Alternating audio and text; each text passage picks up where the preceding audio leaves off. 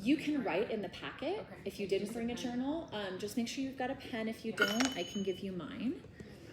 We can take this with us. Yes, that is for you to keep and to write in and all that jazz. No worries. Get my little speaker out here. And then my charger in case something goes awry. I'm going to put on some chapstick before we get going here, just so. I had to also. Yeah. Okay. Alrighty. Well, first of all, thank you guys all for being here. I appreciate it. And those of you at home that couldn't join us, it's all good. It happens. This weather, believe it or not, the last 2 times I did this series, this happened at least for one of them each time. So we came up with this method of videotaping and uploading it to YouTube so that you guys have all the lecture pieces at home ready to go. So I'm going to be emailing you an Anatomy of Trauma packet, and you can follow along in your packet and then take notes and write out questions as you watch this video. And then you can either email them to me or we can talk about it at part 2 when you guys are here in person. Okay? All right. So I'm Rachel. I'm a 500-hour EYRT teacher. I've been teaching for 7 years. I got my certification through Cambio Yoga Studio in Colorado Springs. I did my 200 and then my 300-hour through them. And I've done countless internships with adaptive yoga, which is working with quadriplegics and paraplegics in wheelchairs. War vets specifically. I've done chair yoga, yin yoga, advanced yin teacher training for yoga, and then getting into trauma yoga. That's really what my specialty is trauma and anatomy of trauma. I learned everything I'm going to be discussing with you guys in this 3-part series from a woman named Kali Durga or Kali Bozeman. She is based up in Boulder, and she is just an incredible woman. I've learned so much from her. I'm looking at doing a mentorship with her at the end of this year, one-on-one. She's just so incredible. I met her at the Telluride Yoga Festival a couple of years ago, and I've never fallen asleep during yin. I've cried a lot in yin, but I haven't ever fallen asleep. And I remember taking her class, her workshop that morning, and I woke up to everyone leaving. And I woke up and I was so self-conscious, you guys. I was like, oh my God, like what just happened? And I talked to her afterwards, and when she speaks, it's like this aura is around her. She's just such a beautiful person, inside and out. And she was super pregnant when I first met her.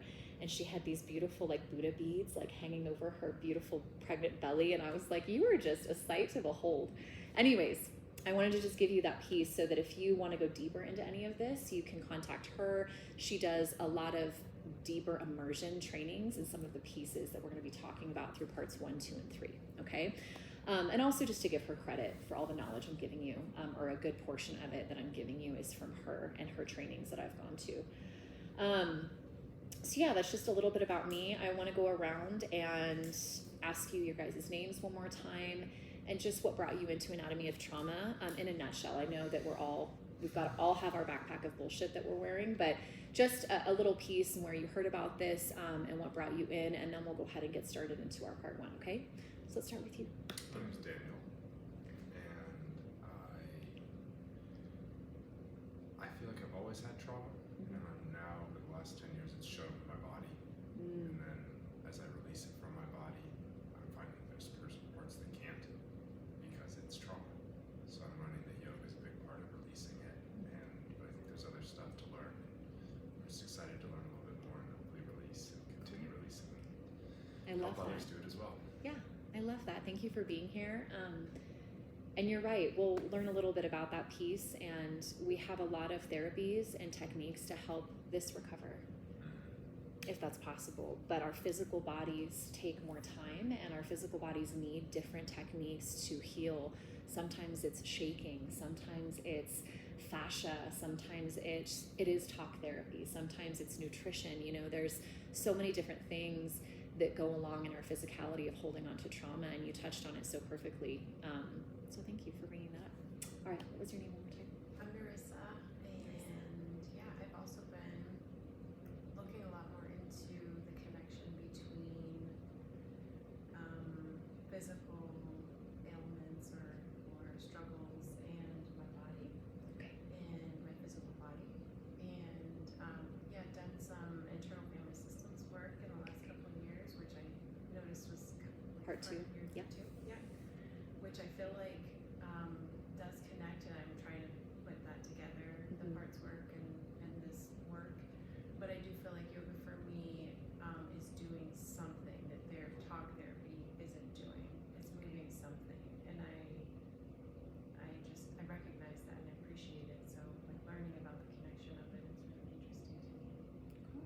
Thank you. And we are going to get into IFS in our part 2. And Kali does 3-month immersions on IFS. So that's like her specialty is internal family systems. And she does one-on-one sessions. She told me that, I think she said like 3 one-on-one sessions with her with IFS is like equivalent for some people to like a year of therapy. Like she just gets to the bottom of your shit deep within very quickly. And this is like how powerful she is with her words and her knowledge and her senses, you know. But yeah, if you want any more information on that after class, I give it to you. Okay, what was your name again? I'm Katie, and I've been to this studio before, so I found it online on the list, and I love yin yoga. I'm also grieving the loss of my husband about a year and a half ago, and I think the best thing for me has been information gathering and kind of diving and facing that grief and past traumas and things like that. I've also done some IFS work, so thought it was an interesting, sounded like a good fit for me. Yeah, good. Well, I'm glad you're here. I think that those type of deeper losses, you know, any loss is a loss, but an intimate loss of that nature is very specific, and there's a shock that happens with our bodies physically involved in losing someone. And the recovery for that looks different for everyone. And I don't believe that there's ever a right or wrong way to recover from grief. I think that we are all such unique beings. We're all so different. We're made up of such different things. And the world we live in right now, unfortunately, tries to compartmentalize us into these very specific types of people. And I just don't believe that. I think that we are all just so incredibly unique with what is made up inside of us and our stories and our foundations, our upbringing, our belief system, all the things. And that goes into how we recover from anything and how we deal with grief, how we deal with sorrow, loss, all these things. So you're in good company. And yeah, we'll go into shock a little bit as well throughout this 3-part series too, okay? The process of how I like to do these anatomy of traumas is a lecture for about an hour, depending on the questions that we get and the open discussion that we get into. And then afterwards, we do a little bit of journaling. We have a little break to go to the bathroom and, you know, have tea if you brought it or whatever you need. And then after that, we get into a yin practice. And this is trauma-informed yin. So being still in a yin practice can be very difficult if you're dealing with trauma.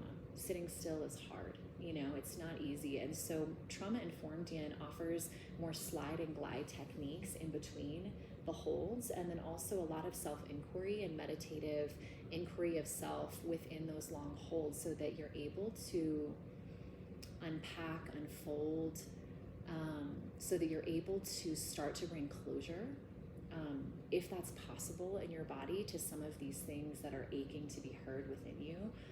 Those stories that are lying deeper within the fascia of the body. And the fascia is what yin targets, you know. And a lot of yin teachers work with yin in meridians and work with different series of the body and the physicality, but I focus more on the emotional aspects of yin and the stories that lie deep within the fascia or form. And the fascia holds everything together, the muscle, tissue to bone. So it's interesting, those threads, that's where our stories lie, and our traumas lie in those spaces that are very hard to get to into the body. Okay, let's get into our packets. So Anatomy of Trauma, Part 1, Survival. Does someone want to read that first quote that I have on page 1, please? And if you guys don't want to read certain things, I will read it if you guys aren't into it. But if someone does want to read it, go for it. Coming to trust the darkness takes time and often involves many visits to this land. Our arrival here is rarely a chosen thing. We are thrown into the darkness or are carried there on our back in a blue mood. What we make of this visit is up to us. Recalling that the darkness is also a dwelling place of the sacred allows us to find value in the descent. In this place of lightness, we develop the second sight. Francis Weller, The Wild Edge of Sorrow, Rituals of Renewal and the Sacred Work of Grief. Beautiful. All right, so this unpacks a lot for us to start off our series, you know, of just being born and being here in this time, in this world, in this space, and sort of the surroundings that we're all just kind of forced into against our will, our parents, our family systems, our our time in this life, right? I mean, we have social media now that wasn't existent, when our grandparents were growing up. They had a whole different life than we do right now. So, that darkness that we're thrown into is necessary, but it also is not chosen. And I just love this quote so much, kind of putting the responsibility on our shoulders to make of this life what we will. And that was a hard thing for me to read and to kind of learn within my own life. I've suffered so much trauma throughout my life, and growing up has been very difficult in getting to this place. And being able to carry all of that on my own shoulders has made me feel so much more at peace with it, rather than, blaming or getting mad or getting upset at different things that happened to me or that I saw, or because I was in that place for a very long time too. And that's a difficult place to be in and to get out of. And this quote just kind of encapsulates that so beautifully. In this place of lightness, we develop a second sight. Once you know the things, you can't unknow them. So I'm hoping that after this series, you all will feel a piece of that with you. An education about the body, so that you can put more links together within your own system and have a more understanding of what's happening, when it's happening, and why it's happening, so that then, okay, I'm curious about this. All right, now I know what to do. Let me move through this. Let me do this. Let me do that. Our grief and our trauma can sometimes be insurmountable. And I mean, I believe that's why people sometimes choose to end their lives. Like sometimes it just becomes too much, that word, that phrase, too much, and, I feel bad because I wish everyone had these tools, everyone who works with children, everyone who works with, within the education system, that works in hospitals caring for people who are ill or dying or sick. These tools are really imperative to understanding our bodies that are suffering. So just a great quote to open us off. All right. Go ahead and turn the page, Anatomy of Survival.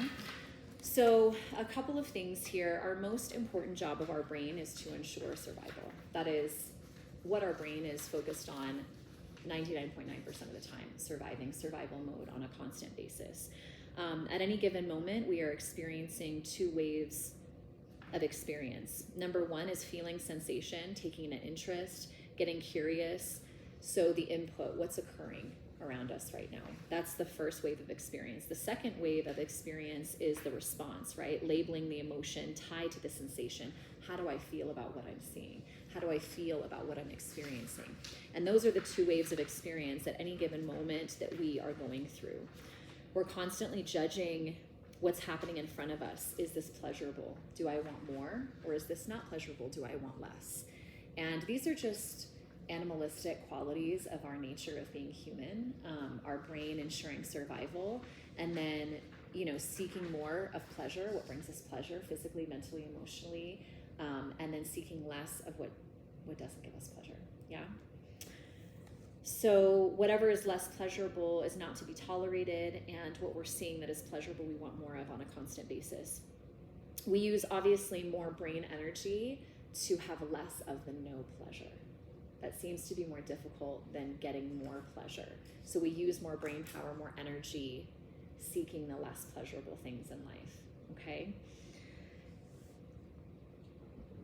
We turn off empathy and get more dull, and we begin to have less interest in the sphere of being alive as we move through these spaces. In comes meta-mindfulness. So I'm not sure if you guys have heard the phrase meta-mindfulness before. Meta-mindfulness is any practice that is building your interoception. So the interoception of you getting to know your body on the inside, building those spaces. And there's a lot of meta-mindfulness techniques, meditation, pranayama, breath work, yoga, lots of different practices within these realms are meta-mindfulness practices. And a lot of these practices are shaving off those dull edges that we gain through those two waves of experience, feeling sensation, and then our response to those, the pleasure, the less pleasure. They're dulling those, they're shaving off those dull edges, opening into a big mind and encouraging us to open up all the things we're interested in and not turning away from them because of our limiting beliefs. Is it a muscle? Is that education, what is that? So we're going to go into the physicality next. You're right there where we're going.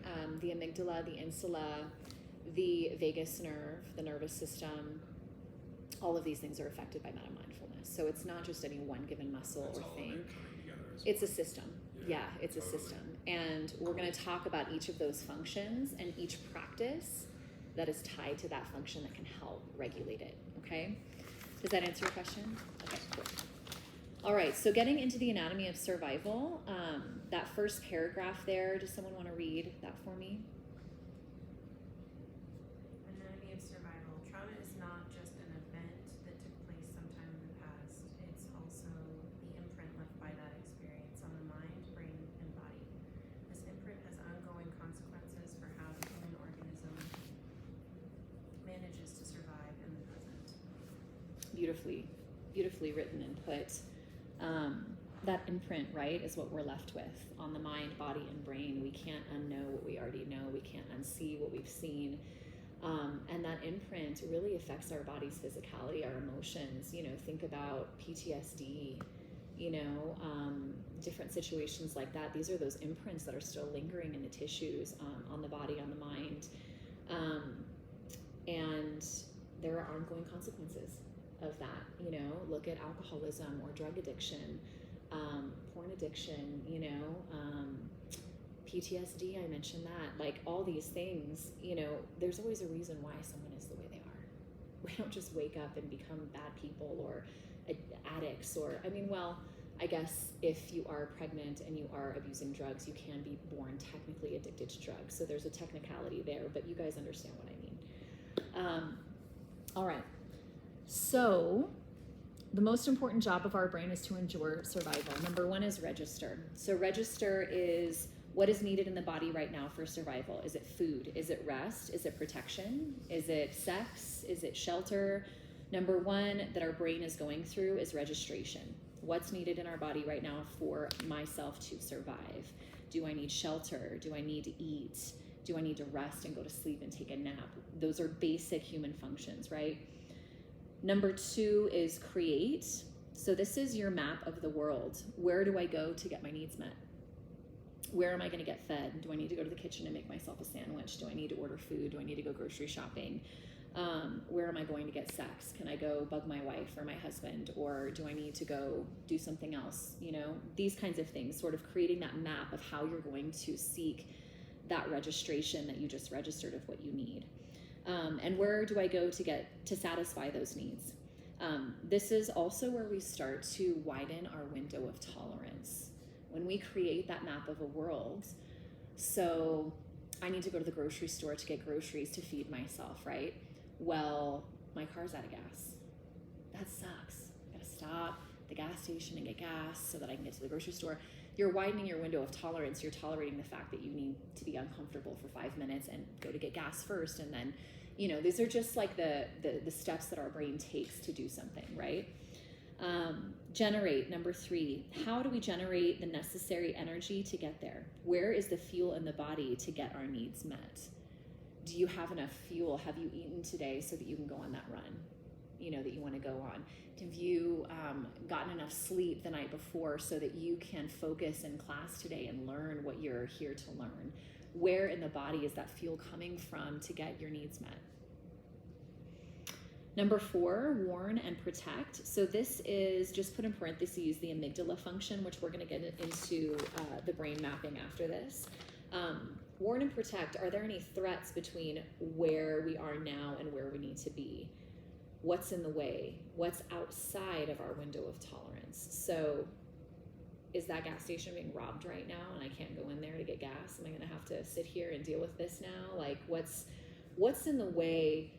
And these are just silly analogies that I'm giving you guys so that you kind of can simplify and understand what these things mean.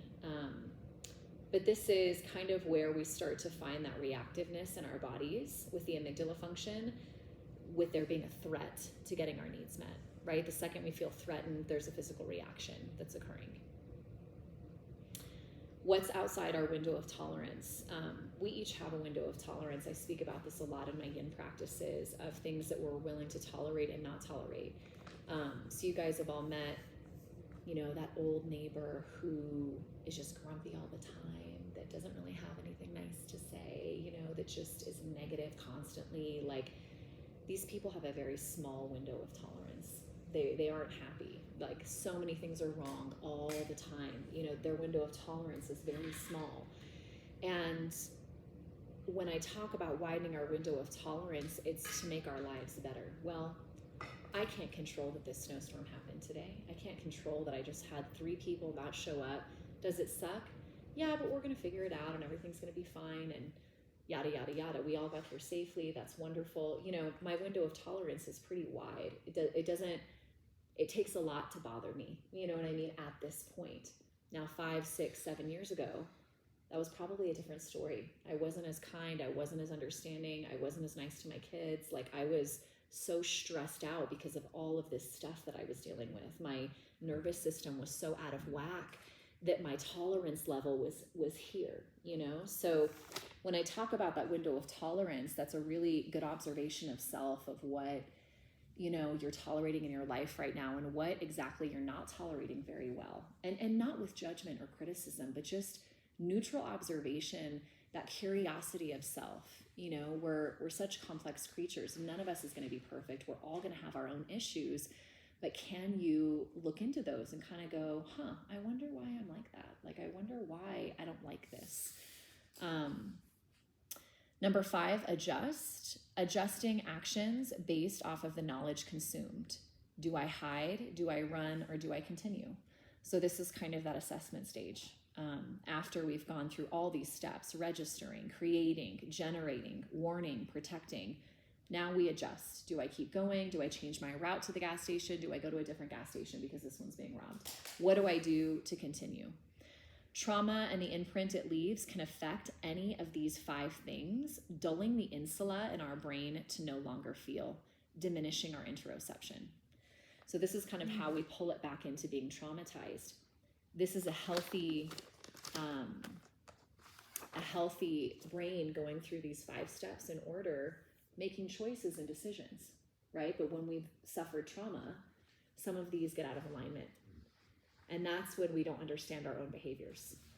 Have you ever like done something or said something and been like, why the fuck did I just say that? That was so weird. Or why did I do that? Why do I want this? Like, why did I freak out on my partner after a few drinks? Like, what the hell just happened? You know, what is going on? Like, we all have these kind of moments in our life where we do something or say something or have an action, doesn't quite go in line with who we are. And it's curious, you know, and this is the misstep. It is something out of alignment in these 5 things because of a trauma somewhere within the body. Yes? Okay. Do we have any questions about 1 through 5 of those things? Do you guys need me to repeat anything? Did you write it all down fast enough? Sometimes I talk really quickly, so if you ever want me to repeat anything, just let me know. I'm happy to, okay? You said there was a dulling of, it wasn't the amygdala, but it was The insula? insula. Yep. Yeah. So we're going to go over the anatomy of the brain right now. I just wanted you to hear those words. So warn and protect is amygdala function, and amygdala is AMYGDALA, and then the other one is insula. Let's see here. Trauma and the imprint it leaves can affect any of these 5 things, dulling the insula to no longer feel, diminishing our interoception. And we'll get into that right now.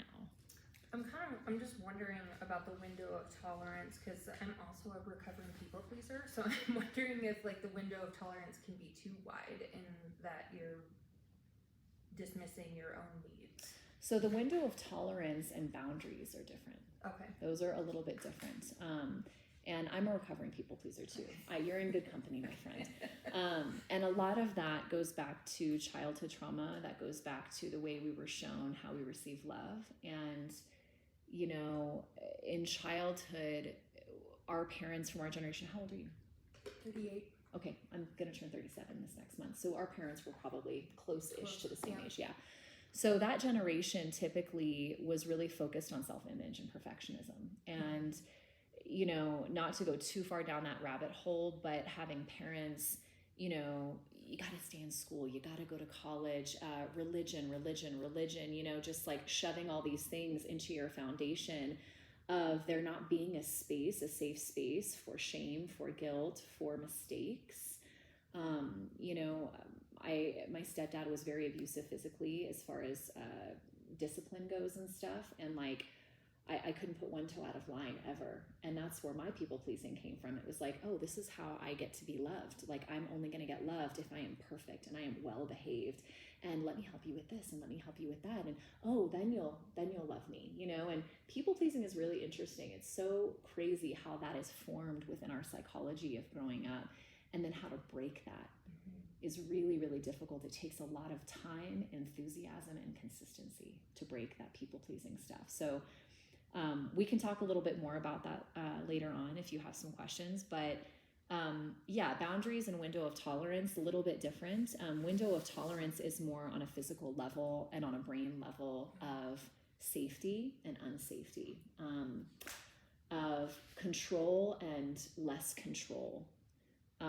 I think boundaries are more about personality and growth, and they can be safety as well, but they are going to look different for everyone based off of their foundation, based off of their skills, what's going on for them emotionally. Because for some people, one boundary is going to be fine, and for others, it's not.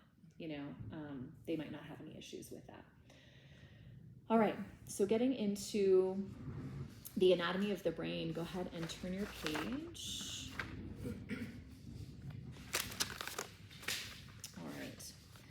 So you'll see the brain just here, and we'll go through everything beneath here.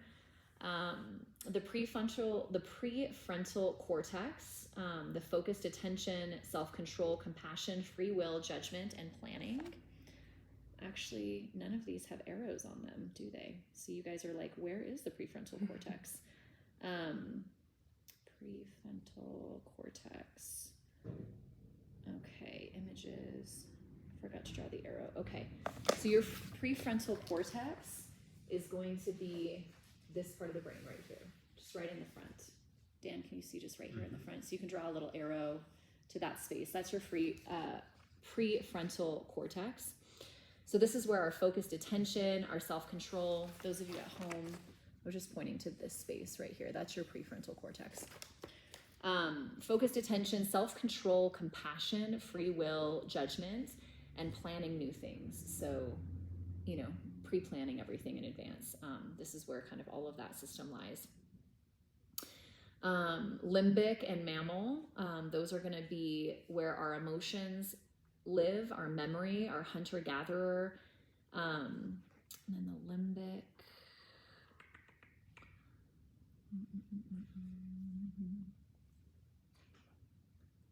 Okay, so the limbic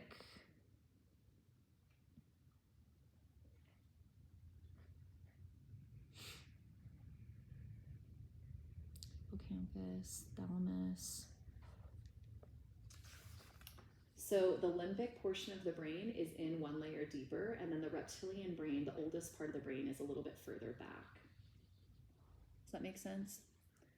Okay, so we've got the prefrontal cortex, and then we have the limbic, which is a layer in deeper, and then the reptilian brain, which is in a little bit deeper set, okay? So the limbic mammal is where we control our emotions, our memory, our hunter-gatherer phase of our bodies. It's an older part of our brain, essentially. And then the reptilian brain is where our basic bodily functions lie. So that is like our very old part of our brain. That is how a baby knows how to cough, you know, or sneeze, or, you know, roll over. Like, this is just the oldest part of our brain, the reptilian portion. So the most primitive part of the brain is the reptilian. It's responsible for all the things a newborn can do, primal functions. This part of our brain is an ancient part, an old part.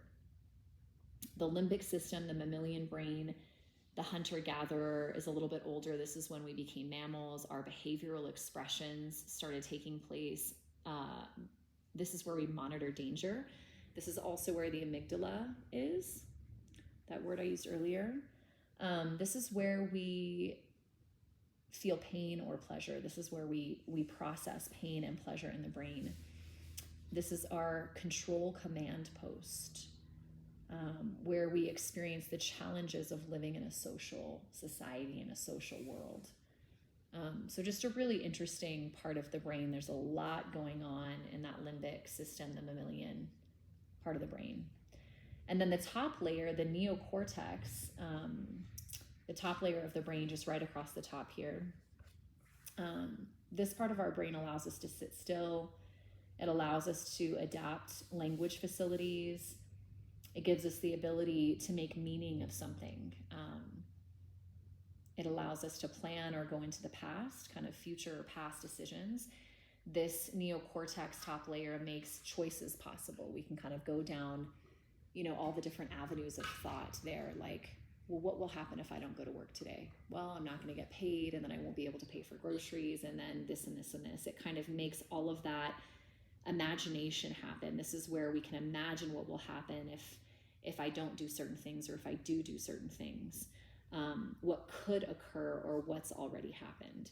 So another interesting kind of layer to the brain there. And by the way, this is very basic knowledge. It's not, there's a lot more on these systems and parts of the brain. I just want you guys to have this information before we get into the amygdala function, the insula function, those kinds of things. And I'm sorry that the arrows weren't there. Oh, the arrows are on this page, on the next one. I don't know why they didn't come out on that first one. Okay, so let's turn the page, anatomy of the brain, amygdala. All right.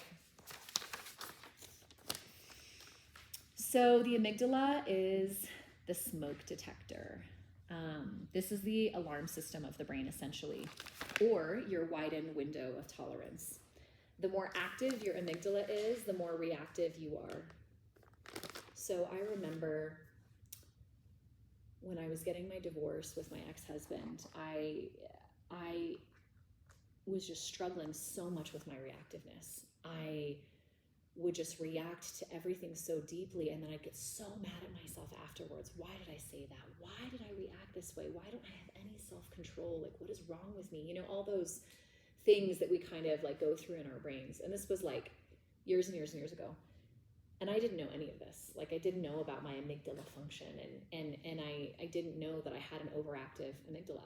And that is why my reactions were taking the forefront of my brain. It was a physical response to a lot of the trauma that I had experienced. It was a smoke detector going off in my brain saying something's wrong. Even if something wasn't wrong, because of what I've experienced, my body was telling me otherwise. And things that regulate the amygdala, I had just started doing. And it's important that you guys know this through these yin practices and through practices of yoga nidra and sankalpa and different things that are metta mindfulness. It's important to not tie yourself to a focus of a goal of a very specific, oh, well, this is going to help me with everything and this is going to make everything better. It's about putting in the work consistently every single day, one foot in front of the other. And then a year later, you're kind of like, I feel really good. Like, what's going on here? It's a very frustrating learning.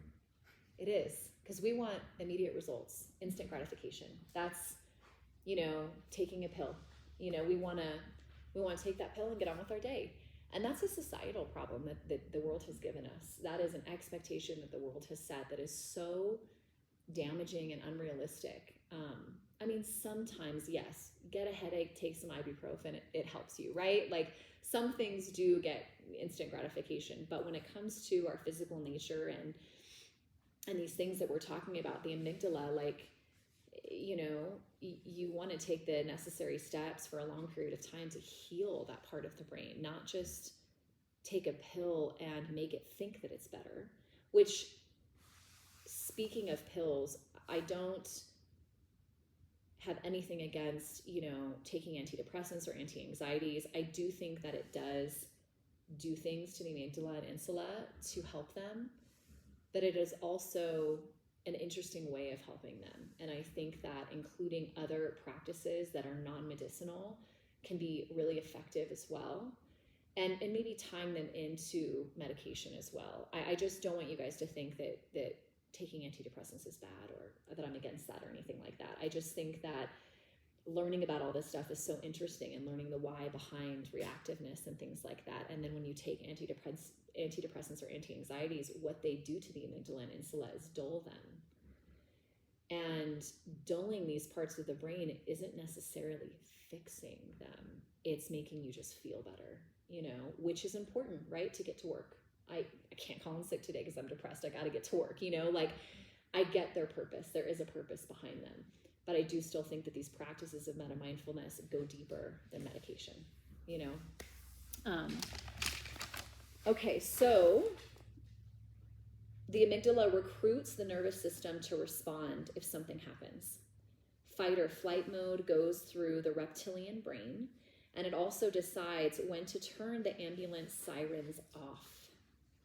That's right, so our body can still feel threatened even when I know that I'm not in trouble right now. I know that I'm safe, but my body is still shaking.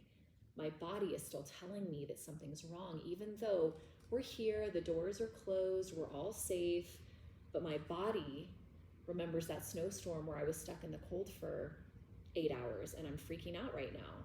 It's like our siren needs to take the proper steps to shut down and feel like everything's okay again, to turn off. We can't just will it. Does that make sense? How do you know when it is real? How do you know when it is real? When it is real, because that's the challenge. Is when, let's say you've got this smoke alarm that keeps going off and goes off, it's the pulse, it's the way you cry wolf. So are you talking about like your gut instinct, like telling you something's off here? Yeah, it's essentially that. So I think your gut is different. Fight or flight, and you finally go, you know what? I can't trust that that's actually leading me down the right path because of how reactive. I think sometimes we can't trust it because it is offset by our trauma.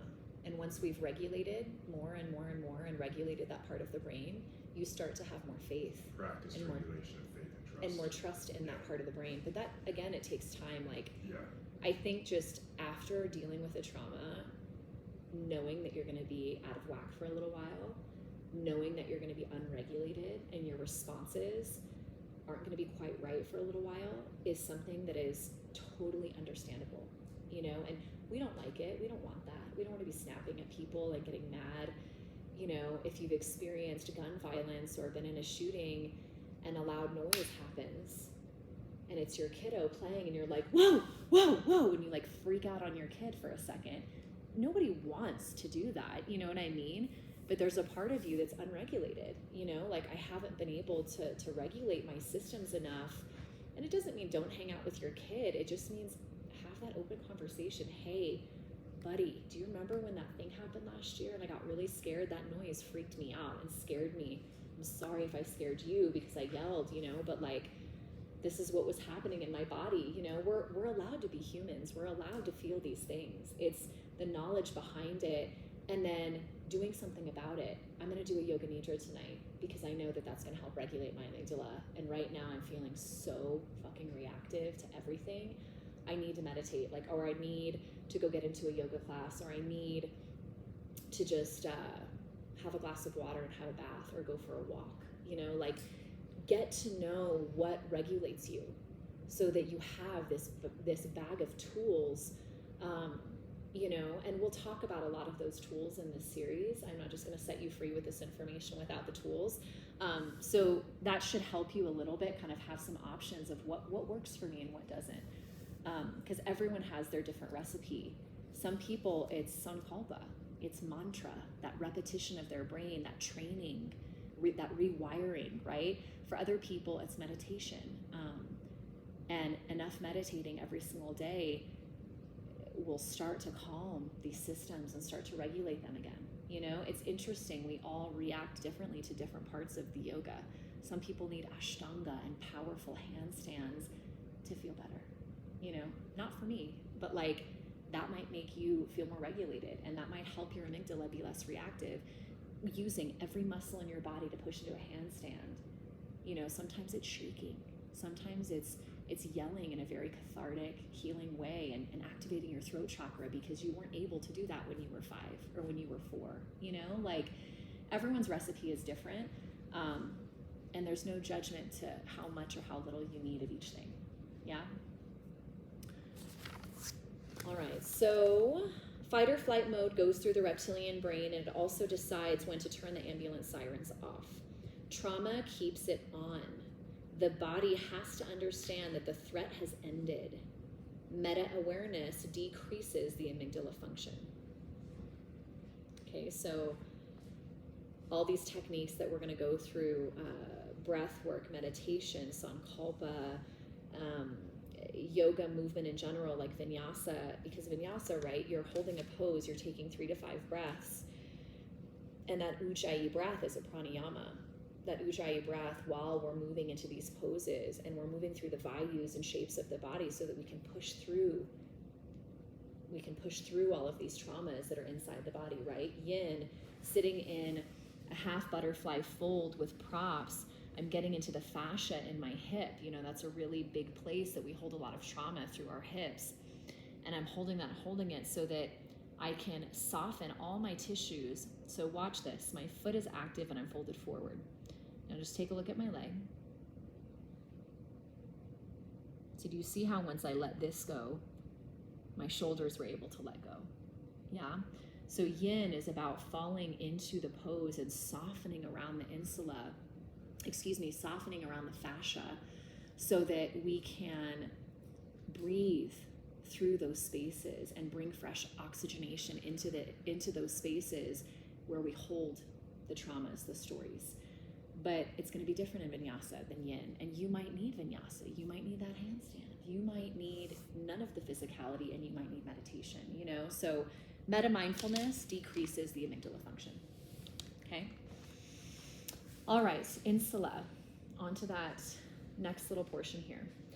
So the insula, you can see, is kind of like that inside layer right there. Do you see that little pointer pointing to the peel back of the brain? I hate thinking about it like that, but that inside layer, I like to think about it as insulation, like in a wall. It's the insulation of our brain. And insula, insulation, like that really makes a lot of sense, right? So the insula is the part of the brain that integrates and interprets input from the internal organs, the muscles, the joints, and the proprioceptive system to generate the sense of being embodied. So insula is where we have body awareness. This is what triggers that fight or flight response. This is where we create that map of the inner body. So in that 5 steps, the create that map of, well, where do I go to get my needs met? This lies within the insula. This is also what triggers that gut feeling. Something isn't quite right. Connecting to the gut through the vagus nerve. So our insula connects to the vagus nerve, which we're going to go through in a moment. And the vagus nerve, which is on this page, look at that vagus nerve on the next page. This vagus nerve, so the insula in that layer of the brain connects to the vagus nerve, and the vagus nerve goes all the way down and wraps around your gut. So when you get that gut instinct or gut feeling, that is tied to your insula in your brain. Okay, I love that picture. It's like so huge, that vagus nerve. Can you believe that this is a nerve that we have in our body that is huge on both sides like that? Okay, so it connects to the gut through the vagus nerve. This is where we have our intuition kind of come into play. We're constantly, through the insula, we're constantly scanning the body. This is where cravings come into place. This is where addiction comes into place. This is where PTSD comes into place. This is also where panic disorders and stuff of that nature is usually a dysregulated insula function of the brain.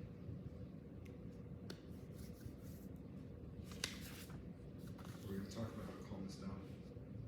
Pardon me? We're going to talk about how to calm this particular. The insula? Yeah. So the insula function, to regulate the insula, you're tying that into, so think about dominoes. You know how dominoes are all lined up in a row and you push on one and they kind of like start running down? So the amygdala, the insula, the vagus nerve, all of these things tie in together. So start with the meta-mindfulness of regulating the amygdala, and that seeps into the insula. The insula cannot be super out of whack, the insula cannot be super regulated if the amygdala is out of whack. Does that make sense? So once we get that first domino in a row of the amygdala, it bleeds into the insula and helps the insula, and the insula controls the nervous system and goes, okay, the ambulance siren is off. I'm safe now. We're good. Yeah? It's almost like a filter, the insula of all of these things, right? Okay, vagus nerve. Let's turn the page. So vagus means wandering in Latin. The vagus nerve is known as the wandering nerve because it has multiple branches that diverge from two thick stems rooted in the cerebellum and brainstem that wander to the lowest viscera in your abdomen, touching your heart and most major organs along the way. So the vagus nerve is the 10th cranial nerve, the longest and most complex. So we have 12 major cranial nerves and only 2 move past the chest. And this is the biggest one we have in our body. All the other ones are above the chest in our brain and shoulders and stuff. Vagus nerve has the inhibitor influence on fight or flight as well. So do you see how kind of these all tie in together just a little bit? Well, a lot of it. So the vagus nerve, this is where we govern our sensory and motor skills. The vagus nerve goes through most of the major organs into the gut. It holds most information about all the organs and connects the throat and face together. It inhibits the sympathetic nervous system, which is where our fight or flight mode lies. It can turn off the amygdala alarm or siren, the vagus nerve. There's a lot of work right now being done on vagus nerve specifically, as far as kind of instead of going from the top with the amygdala to help everything out, going from the vagus nerve and regulating that to then go upward into the insula and amygdala. So there's some different techniques. I'm more focused on the amygdala going to the insula, going into the vagus nerve, but I know that there's a lot of work surrounding specifically just the vagus nerve to help with these things and help regulate. Vagus nerve, amygdala. Yeah. Yeah. So it can turn off the amygdala alarm or siren, and it is extremely alkalining to the bloodstream.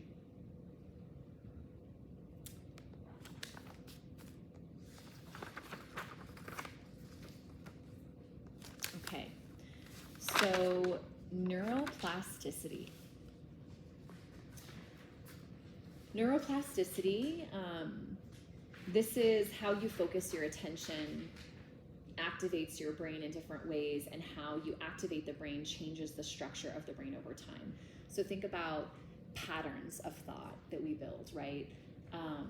This is where Sankalpa kind of comes in. Repetition, mantra, that was the word I was looking for. Building patterns within the brain is kind of what neuroplasticity is.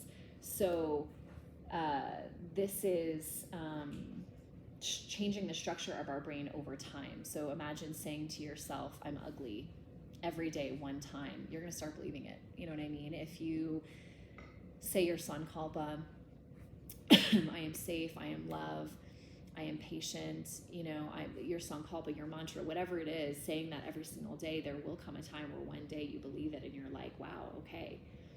I remember my first week of teacher training, we did Sankalpa, and we had to come up with our own Sankalpa. And this is when I was probably going through one of the more difficult times in my life, coming into being a yoga teacher and just really coming to a lot of realizations about my physicality and my trauma, my stories. And it was hard to face all of that head on right after having 2 kids as well. It was just a lot. And I worked on my Sankalpa for a long time. I think it took a couple of months. And my Sankalpa was, I am love, I am safe, I am worthy, and I am infinite. There was a lot more to those phrases and the why behind it, but I started saying that to myself, and it almost brought me to tears when I started saying it, because it was so powerful. That's what a Sankalpa is. It is so powerful of what your deepest desires are for yourself. And then I remember last year, No, we're in 2025, so it was the year before last year, towards the end of the year, so 2023. I open all my classes with a Sankalpa, and we close all of our classes with a Sankalpa. And I say my own in my head when I cue my students to do it. So I'm saying this every day. I teach 20 classes a week. Like, I mean, a lot of repetition going on there for like 5 years. And I remember I sealed out a class, and I said it to myself, and I kind of laughed, and I was like, oh my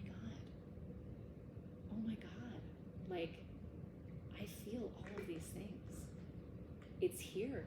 I have arrived. Like, it's been 5 years, and I didn't tie this outcome to it. I just kept doing it every day without fail, like Sankalpa all the way through. And I like started tearing up, and I like leave the class, and I was just like, I can't believe this. Like, I have to get a new Sankalpa now because I feel all these things. This is no longer serving me anymore. And it took me like 3 months to write my new one, but it was so crazy having that light bulb moment, and it felt so gratifying after 5 years to know that the work that I had been doing every single day for myself was finally kind of coming to fruition, or had come to fruition, and that realization was beautiful. So this is neuroplasticity. How are you training your brain? What is the repetition going on in your brain? What are the cycles? What are your routines? What is the content of what you're watching on TV? What is, not like you can't go watch a horror movie, guys. Like, if that's your thing, that's your thing. But all of these things go into our bodies, you know? It's so important, all these things involving neuroplasticity. So as we begin to re-experience a visceral reconnection with the needs of our bodies, there is a brand new capacity to warmly love the self. We experience a new quality of authenticity in our caring, which redirects our attention to our health, our diet, our energy, our time management. This enhanced care for the self arises spontaneously and naturally, not as a response to a should. Well, I should eat healthy. Well, no, I want to eat healthy. I remember when I quit smoking weed. I smoked weed for a long time. It helped, well, I thought it was helping me for a great many years. I had trouble eating. I had problem with anxiety and depression. And I remember the day I quit, it wasn't because I knew I should. I just finally was ready. I was like, I don't want to need this anymore. I don't want to do this anymore every single day, 5 times a day. I don't want this for myself anymore. And it wasn't because of an I should. It was time. I was ready, to let that piece go. And I think so much when it comes to addiction, it's hard, right? Because a lot of the times it's the should. Well, I got to be there for my kids. Like, I've got to do this. I have to stop doing this, or whatever the story is that you're painting. And I think that's oftentimes sometimes where we have relapses in recovery, is because we weren't ready and it was a should. You know what I'm saying? Does that make sense? Yeah? The why. Pardon me? The why. Yeah. That's that. Yeah, I was just kind of talking about that earlier. But you don't want to admit that, like, my kids aren't enough to make me stop. It's tough. That's like a horrible thing to say, right? Yeah, But that might be a true statement. It doesn't feel like that's enough for me right now. My wife, my husband, this isn't enough. Like, it doesn't mean anything against them. It's what's going on in here, like the why, so this is where neuroplasticity is just really important, making sure that you aren't doing things for the should, but you're ready. You're ready to step into these spaces.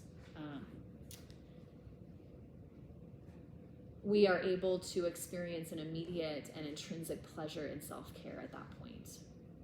And this quote was from Stephen Core, Yoga and the Quest for True Self.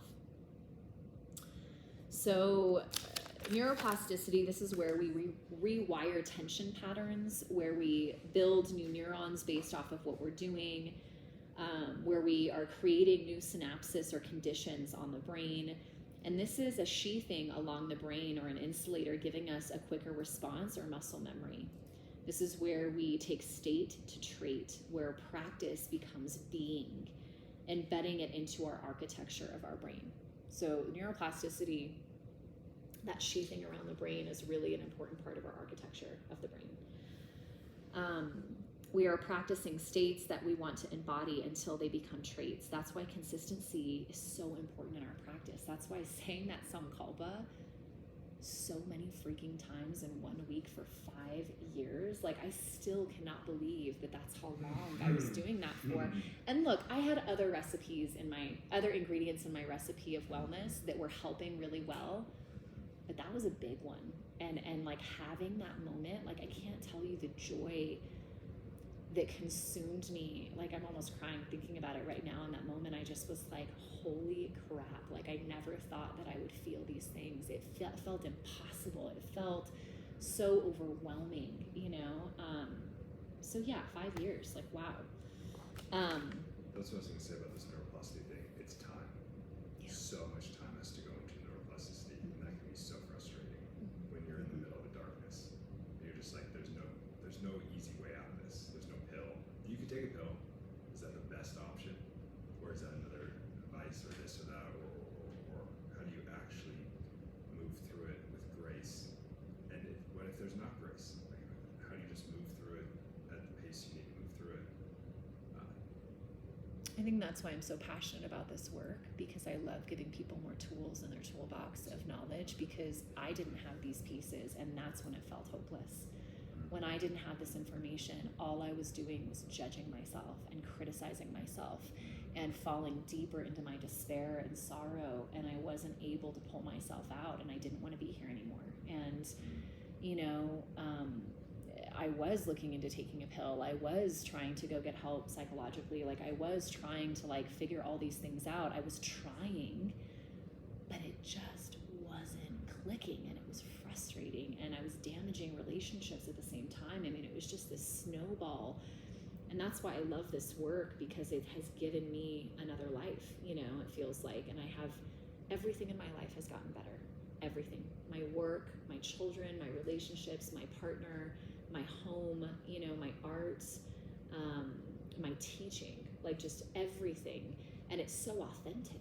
It's not bullshit. Like this is the most authentic thing I've ever done in my life. And so many people now have taken these learnings and written me and talked to me about the different pieces of this that have helped them in different ways, or the way they've helped others with this information because they were caregivers or teachers of some kind. And I think that's it's just such a hard place to be when you're in the dark like that. And sometimes people don't make it out, and it's devastating. It's horrible, you know. I had a student pass away New Year's Day. She relapsed, and I was just like, she had just gone to my workshop like the day before. This New Year? Yeah. And I was shocked. I was like, whoa. And it just like brought me back into all of this so deeply. And I was like, you know, she was doing all the I shoulds, you know, and it was really putting a lot of this into play. And she was trying, she was putting one foot in front of the other.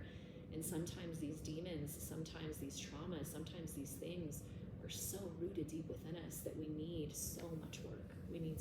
We've got to work on it so hard. And it's important that we don't tie ourselves to what's going to happen next. It's nope, I know what I need to do today. I'm going to say my Sankalpa, I'm going to meditate, I'm going to have my breakfast, and then I'm going to go to work, and then I'm going to come home. And it's just one foot in front of the other. The moment we get too far ahead into next week or next month or next year or in 2 years, I want this, this, and this to happen, and that, and that. Or the other way around, the too far back that we go, wallowing in that despair of the things that have happened. I used to do that a lot, just think about all the bad things. And I got into those habits, the neuroplasticity. I started building patterns and trains of thought, of repetition, of these awful things that had happened. And then it's like, why are you thinking about this right now? Why aren't you here watching your kids play and enjoying this? Why aren't you able to receive this moment just as it is? You're so stuck in the past or so worried about the future. You can't be here just with your kids and enjoy watching them play at the park. You know, like, what's going on with that? It's like crazy sometimes how these patterns just take over our brains and our bodies. And yeah, so neuroplasticity, very, very important part of all of this, kind of tying everything in together. Yeah. So yoga and meta-awareness increases the activation of the insula, cultivating interoception, giving us a sense of self anchored in vital connection with our bodies. Most traditional therapies downplay or ignore the moment-to-moment shifts in our inner sensory world, but these shifts carry the essence of the organism's responses, the emotional states that are imprinted on the body's chemical profile in the viscera, in the contract of the strained muscles of the face, the throat, the trunk, and the limbs. Traumatized people need to learn that they can tolerate their sensations, they can befriend their inner experiences, they can cultivate new action patterns. So this is from The Body Keeps Score. The Body Keeps Score was a hard read. I got like 2 chapters in. It was like such a hard read, not because of the content, but because the way it was written was very, I felt like I had to look up every other word because I didn't know what it meant. And I was just like, oh my God, this is such a hard read because it was so literate, you know? It's a great book and I've taken pieces from it, but I couldn't read the whole book cover to cover. There was another book that I read called What Happened to You. I don't know if you guys have heard of it. Have you heard of that book, Dan? Okay.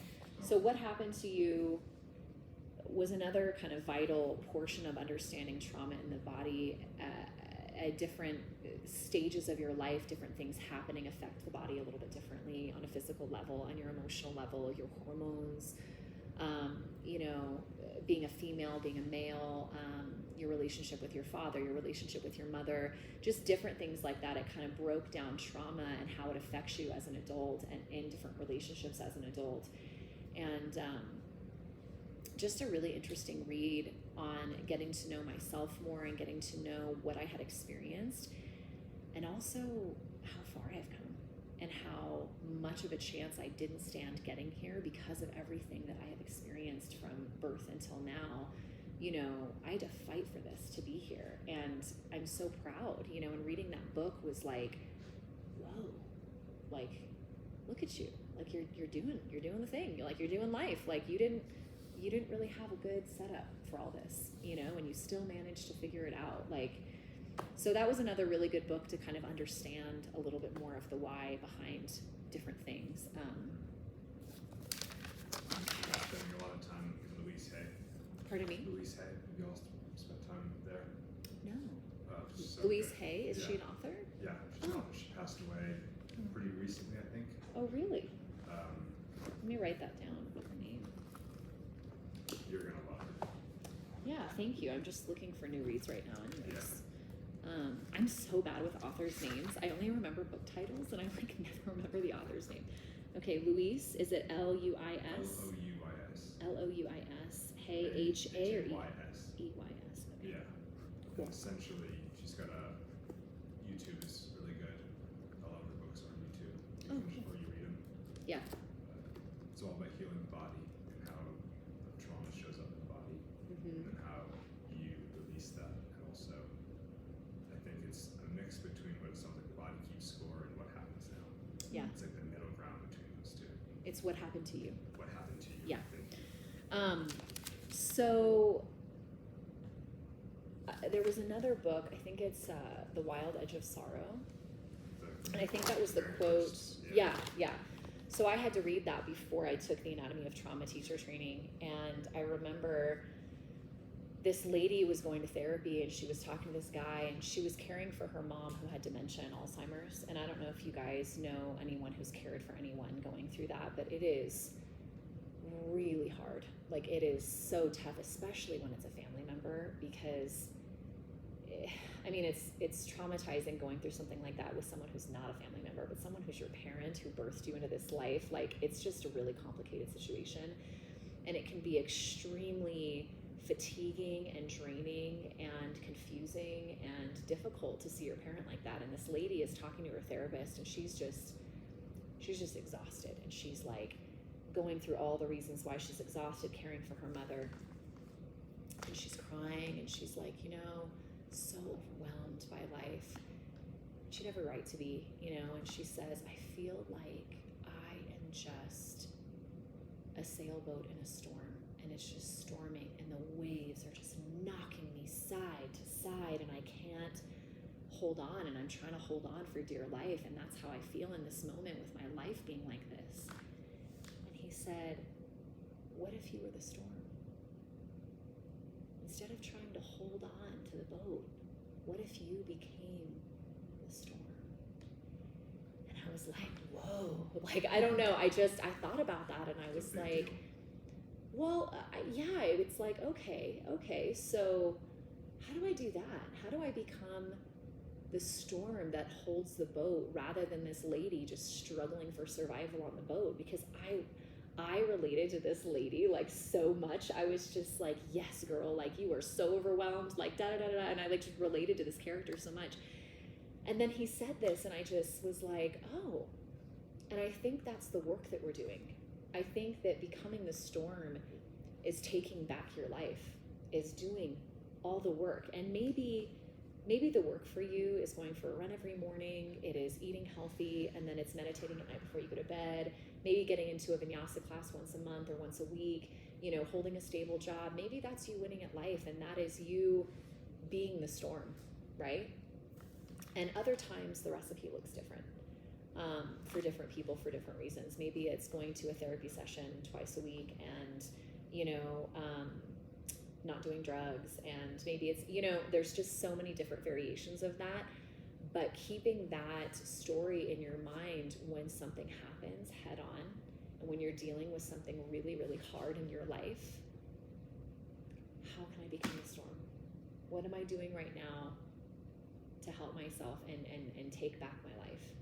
Or am I just sitting here like that lady, just holding on, like freaking out, you know, which that's okay too for a minute, maybe 5 minutes, maybe a day, you know.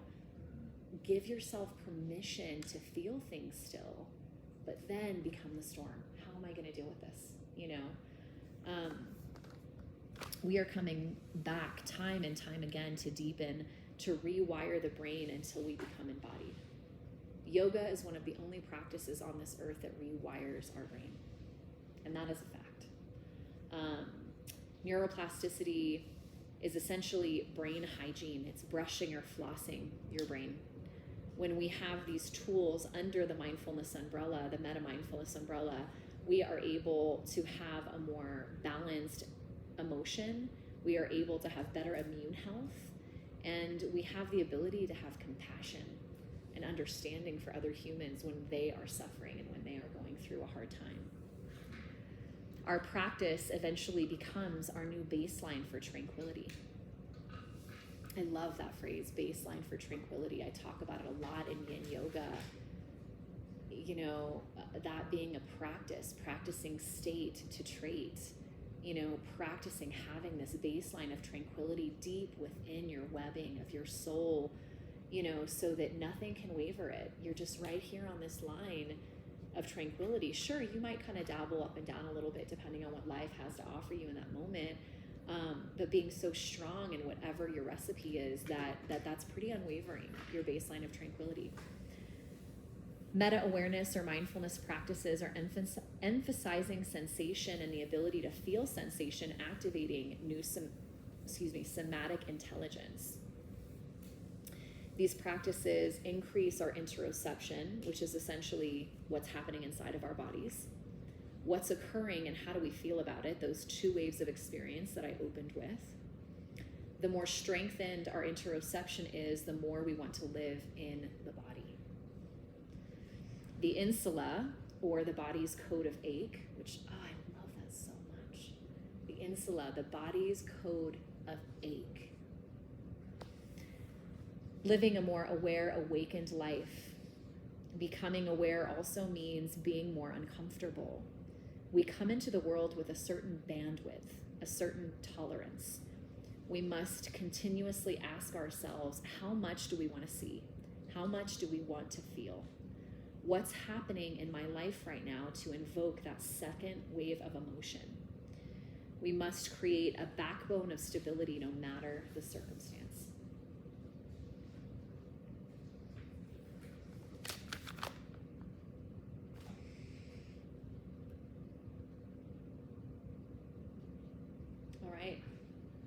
friends, that is part one. So I have a journal question for you guys, and then we're going to take a break, and then we're going to get into our yin practice.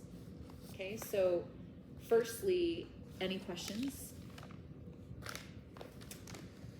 The reason why I separate this by a week in between each session is because stuff will come up this week. Okay, so anytime throughout the week that you guys are feeling stuff coming up or some questions, just write them down for next week and we'll go through it, and we'll take a couple minutes to go through it if you have any. You might not, but this is really heavy shit.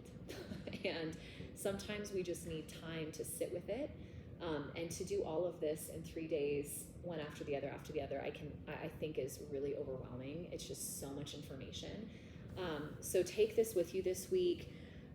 Write down any questions you have. I'm going to give you a journal prompt, and then we're going to have a break and a yin practice. Okay? Sound good? Beautiful. The question I have, I think, is this. How do you know when you are letting the just barely holding on to be too much, too long? You said just a day, just this. When is it like, no, it's time to do that? Maybe it's just your body tells you.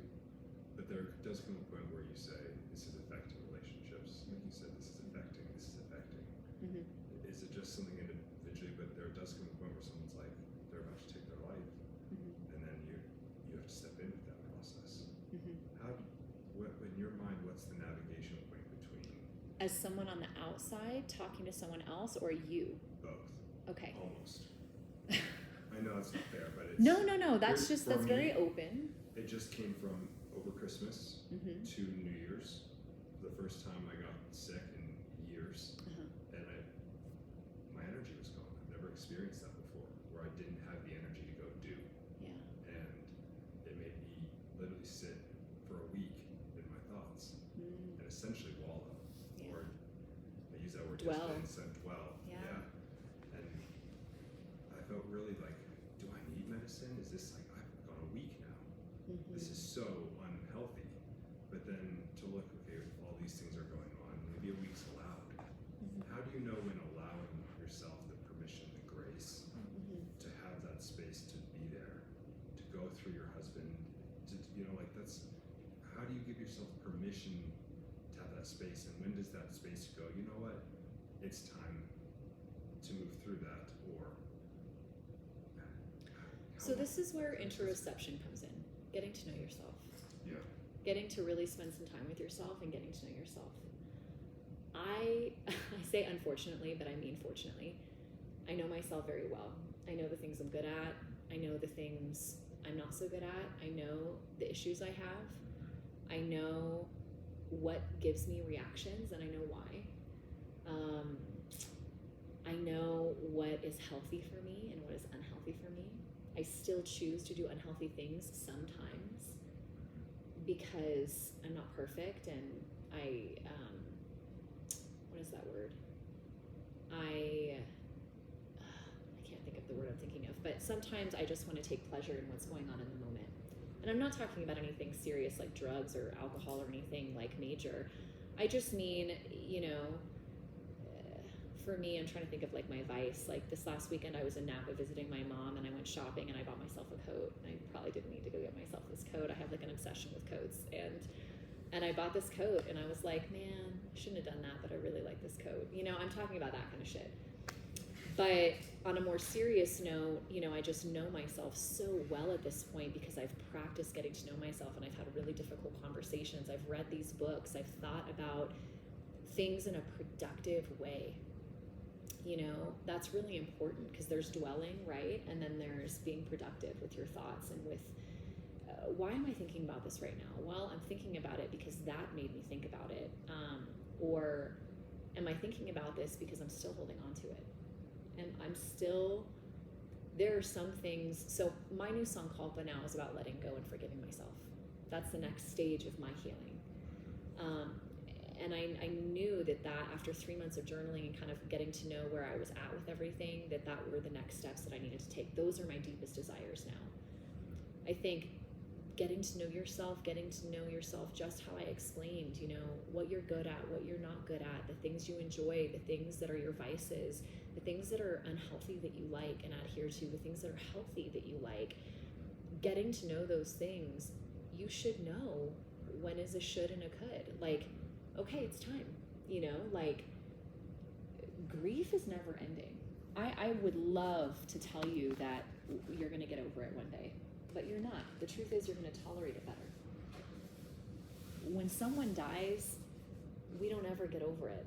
We learn how to tolerate it better as time passes. And that's sad, right? I don't want to get over this. I don't want to laugh again.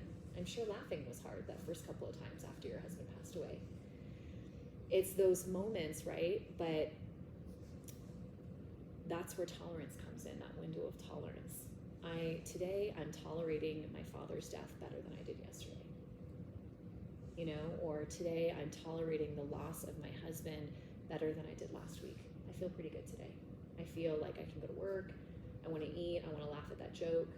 And then there's a day where, no, today is the anniversary of something or other, and I'm going to let myself be sad because I know that I need to grieve, and I'm still in my earlier processes of grieving, and I need to allow myself this time and space to take the day off of work and sit here for a moment and feel this, you know, like grief is another beast, but I believe more in the window of tolerance when it comes to grief, rather than I should be over this now. You know what I'm saying? Like that's in regards to what you were talking about with could and should. I think it's the window of tolerance. What's your window of tolerance for your healing process and where you're at in that journey? Yes. Yeah. Yes. Can you tolerate this practice of meditation? Can you tolerate sitting here in stillness for yin? You know, no, I can't tolerate that right now. I'm so pissed off and angry, I cannot sit here and sit still. Okay, so I'm gonna go get into a booty movement class, and I'm gonna go practice yoga that way, and I'm gonna shake, and I'm gonna yell, and I'm gonna scream, and I'm gonna somatically move my body constantly, because that feels better than sitting here and meditating, which is making me feel worse. You know, like getting to know what works for you and what's not working for you. And that is a bit of a process in itself, and that might change year to year. Well, this isn't really working for me anymore. I've been doing this for a year. I don't know. I've given it a lot of time and energy and consistency and enthusiasm and patience, and I don't know that this is working for me. I think I need to try something else or move into a new space within this realm or whatever. You know, those kinds of questions. It's even just having the desire, even just showing up and having the desire to learn more about yourself. You're already there. You know what I mean? Like you're already in these spaces of wanting to learn more.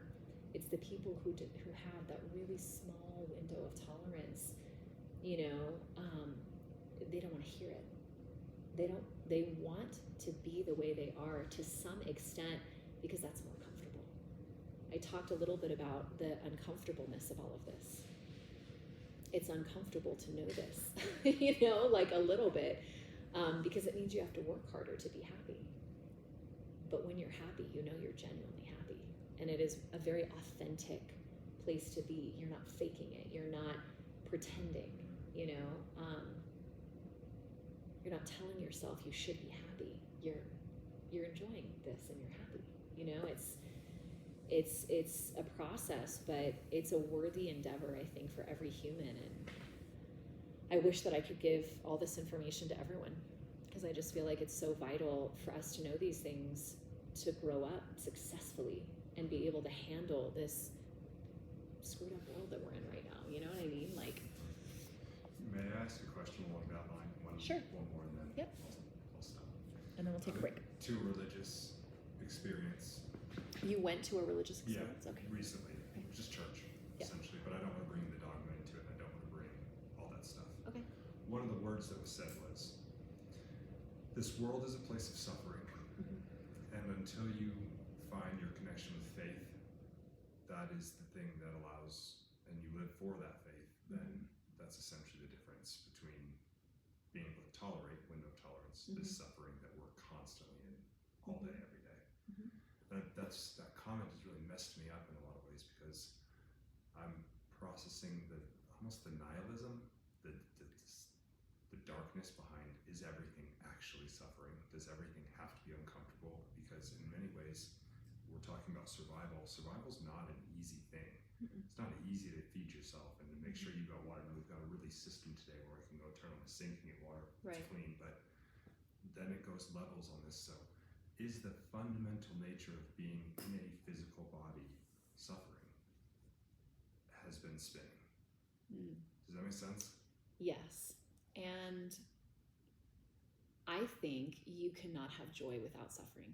Right, And I don't think you can have suffering without joy. right. Same coin. So I different think sides. that suffering is a very big part of the human experience.